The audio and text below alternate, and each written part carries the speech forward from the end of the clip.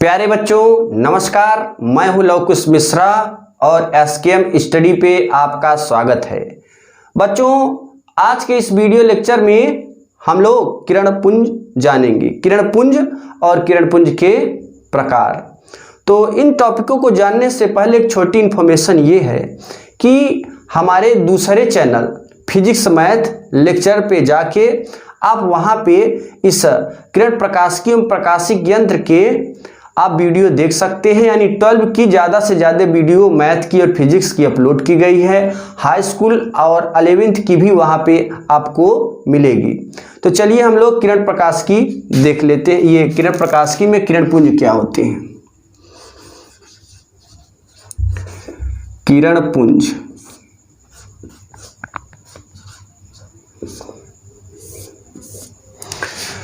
अब देखिए प्यारे बच्चों, किरणपुंज क्या है।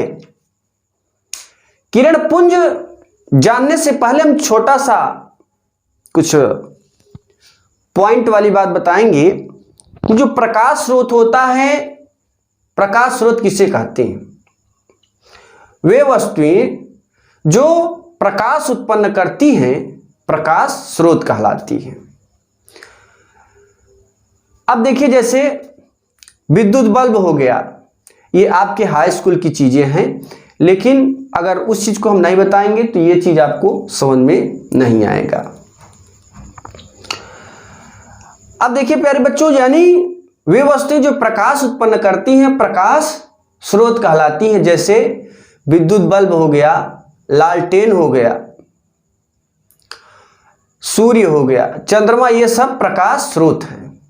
सूर्य नाभिकीय ऊर्जा को प्रकाश ऊर्जा में बदलता है। आपका जो ये लाइट जलता है, लाइट, ये विद्युत ऊर्जा को प्रकाश ऊर्जा में, लालटेन रासायनिक ऊर्जा को प्रकाश ऊर्जा में, और जुगनू आप देखे होंगे, जुगनू भी एक ऊर्जा का प्रकाश का स्रोत है। तो जुगनू में जैविक क्रियाएं होती हैं तो वह जैविक ऊर्जा को प्रकाश ऊर्जा में बदलता है। प्रकाश के प्रति व्यवहार के आधार पर वस्तुएं कई प्रकार की होती हैं। जैसे प्रदीप्त वस्तु या दीप्त वस्तु एक ही है, अप्रदीप्त वस्तु या अदीप्त वस्तुएं एक ही होती हैं। स्फुरदीप्त वस्तुएं, पारदर्शी वस्तुएं, अपारदर्शी वस्तुएं, अर्धपारदर्शी वस्तुएं। अब हम बात करेंगे दीप्त या प्रदीप्त वस्तु की। वे वस्तुएं जो स्वयं के प्रकाश से प्रकाशित होती हैं उसे हम दीप्त या प्रदीप्त वस्तु कहते हैं। जैसे विद्युत बल्ब, लालटेन, सूर्य, ये दीप्त या प्रदीप्त वस्तुएं। अदीप्त या अप्रदीप्त वस्तुएं क्या हैं। वे वस्तुएं जो दूसरों के प्रकाश से प्रकाशित हैं उसे हम अदीप्त या अप्रदीप्त वस्तुएं कहते हैं। जैसे हम लोग अगर दिख रहे हैं तो विद्युत बल्ब के द्वारा दिखते हैं, या सूर्य के द्वारा दिखते हैं, या लालटेन के द्वारा दिखते हैं, या मोमबत्ती के द्वारा दिखते हैं, या दीपक के द्वारा दिखते हैं। यानी एनी कोई भी प्रकाश स्रोत है, सोर्सेस ऑफ लाइट, उसके द्वारा हम लोग दिखते हैं। तो जो दूसरे के द्वारा दिखे वो अदीप्त या अप्रदीप्त वस्तुएं होता है। अब हम बात करेंगे स्फुरदीप्त वस्तुएं। वे वस्तुएं जो पहले प्रकाश को अवशोषित करती हैं, बाद में प्रकाश का उत्सर्जन करती हैं, उसे हम अदीप्त या अप्रदीप्त वस्तुएं कहते हैं। पारदर्शी वस्तुएं क्या हैं। जब किसी वस्तु प्रकाश डालने पर प्रकाश आर पार हो जाए तो उसे हम पारदर्शी वस्तुएं कहते हैं। जैसे सादा कांच, सादा पानी, इस पर आप किरणों को डालेंगे तो ये आर पार हो जाएंगी। अब हम बात करेंगे अपारदर्शी। वे वस्तुएं जिन पर प्रकाश डालने पर प्रकाश आर पार ना हो उसे हम अपारदर्शी वस्तुएं कहते हैं। जैसे लकड़ी, ईंट, पत्थर, ये सब अपारदर्शी वस्तुएं हैं। अर्धपारदर्शी वस्तुएं क्या हैं। वह वस्तुएं जिन प्रकाश डालने पर उसका आधा भाग प्रकाशित होता है और आधा भाग प्रकाशित नहीं होता। जैसे तेल से लगा कागज, अगर किसी कागज में आप तेल लगा देते हैं तो जिस तरफ तेल लगा होता है उधर आप प्रकाश डालेंगे तो वो प्रकाश की किरणों को अवशोषित कर लेगा, और जो तेल नहीं लगा होगा उधर आप देखेंगे उजाला होगा। तो ये अर्धपारदर्शी वस्तु है। अब बात करेंगे हम किरणपुंज की। किरणपुंज किसे कहते हैं। प्रदीप्त या दीप्त वस्तु के प्रत्येक बिंदु से अनंत किरणें निकलती हैं। अभी मैंने प्रदीप्त या दीप्त वस्तु की डिफिनीशन बताया कि वह वस्तुएं जो स्वयं के प्रकाश से प्रकाशित होती हैं, जैसे सूर्य, विद्युत बल्ब, लालटेन, उसे हम दीप्त या प्रदीप्त वस्तुएं कहते हैं। किरणपुंज क्या है? अब देखिए, जो किरणपुंज की डिफिनीशन है वह दीप्त या प्रदीप्त वस्तु ही रिलेटेड है। यानी दीप्त या प्रदीप्त वस्तु के प्रत्येक बिंदु से, यानी सूर्य, विद्युत बल्ब के प्रत्येक बिंदु से अनंत किरणें निकलती हैं, उस पूरे किरण समुदाय को किरण पुंज कहते हैं। किरणपुंज 3 प्रकार के होते हैं, अपसारी, अभिसारी, समांतर। अपसारी किरणपुंज क्या होता है? वह किरणपुंज जो परावर्तन के पश्चात फैल जाता है उसे हम अपसारी किरणपुंज कहते हैं। जैसे आप टार्च मारते हैं तो देखते हैं उसके लंबाई के साथ साथ उसके चौड़ाई में भी वृद्धि होती है, तो वो अपसारी किरणपुंज है। अभिसारी किरणपुंज क्या है? वह किरणपुंज जो परावर्तन के पश्चात एक बिंदु पर, यानी जब ढेर सारी किरणें आकर एक जगह इकट्ठा हो जाएं तो वो जो है अपसारी किरणपुंज होता है, सॉरी अभिसारी किरणपुंज होता है। यानी वह किरणपुंज जो परावर्तन के पश्चात एक बिंदु पर आकर मिलते हैं उसे हम अभिसारी किरणपुंज कहते हैं। समांतर किरणपुंज क्या होता है? वह किरणपुंज जो परावर्तन के पश्चात एक सरल रेखा में चलते हैं उसे हम समांतर किरणपुंज कहते हैं। तो चलिए लिख लेते हैं। किरणपुंज में मैंने क्या बताया? वह किरणपुंज जो परावर्तन के पश्चात या प्रदीप्त या दीप्त वस्तु के प्रत्येक बिंदु से अनंत किरणें निकलती हैं। प्रदीप्त या दीप्त वस्तु के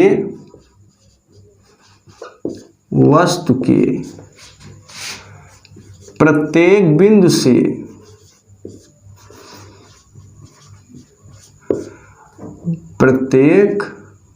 से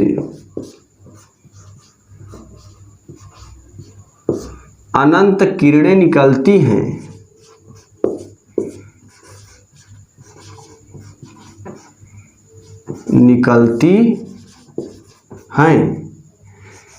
जिसे किरणपुंज कहते हैं।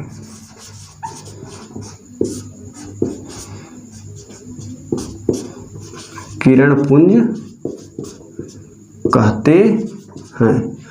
अब किरणपुंज के प्रकार। किरणपुंज के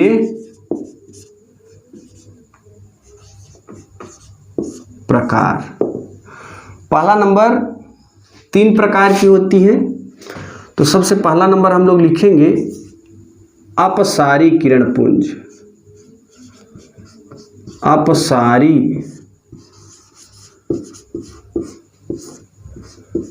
किरणपुंज। अपसारी किरणपुंज क्या है? वह किरणपुंज जो परावर्तन के पश्चात फैल जाता है। जैसे तो आप तार जलाते हैं तो इस तरीके से किरणें फैल जाती हैं, तो ये अपसारी किरणपुंज है।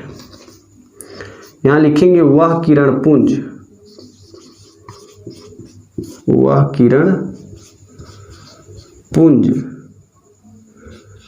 जो परावर्तन के पश्चात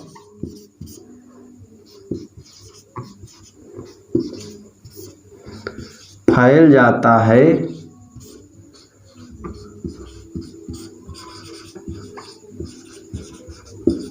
उसे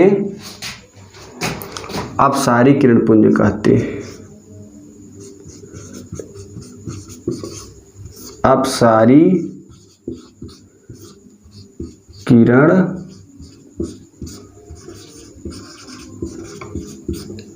कहते हैं।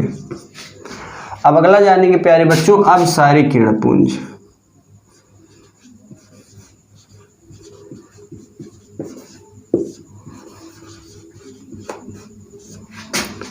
अपसारी किरणपुंज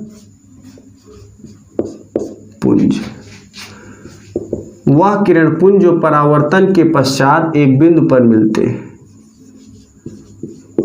वह किरणपुंज जो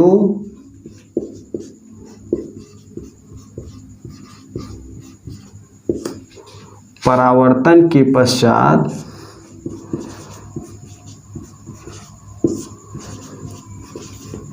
एक बिंदु पर मिलते हैं।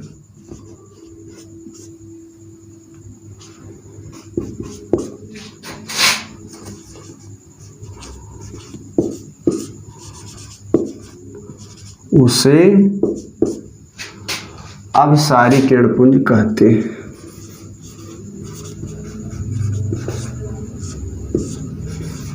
अभिसारी किरण पुंज कहते हैं।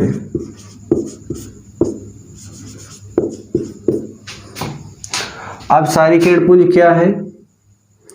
यानी सभी किरणें, ढेर सारी किरणें जब एक बिंदु पर एकत्रित हो जाती हैं तो वो अभिसारी किरणपुंज में आता है। समांतर किरणपुंज,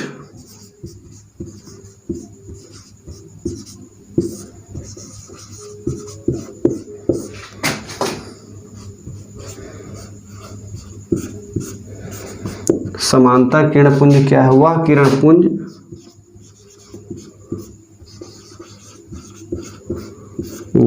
किरणपुंज जो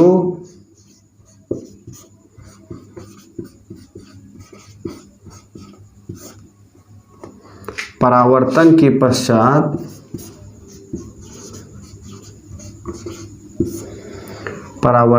पश्चात एक सरल रेखा में चलते हैं। एक सरल रेखा में चलते हैं, उसे समांतर किरणपुंज कहते हैं।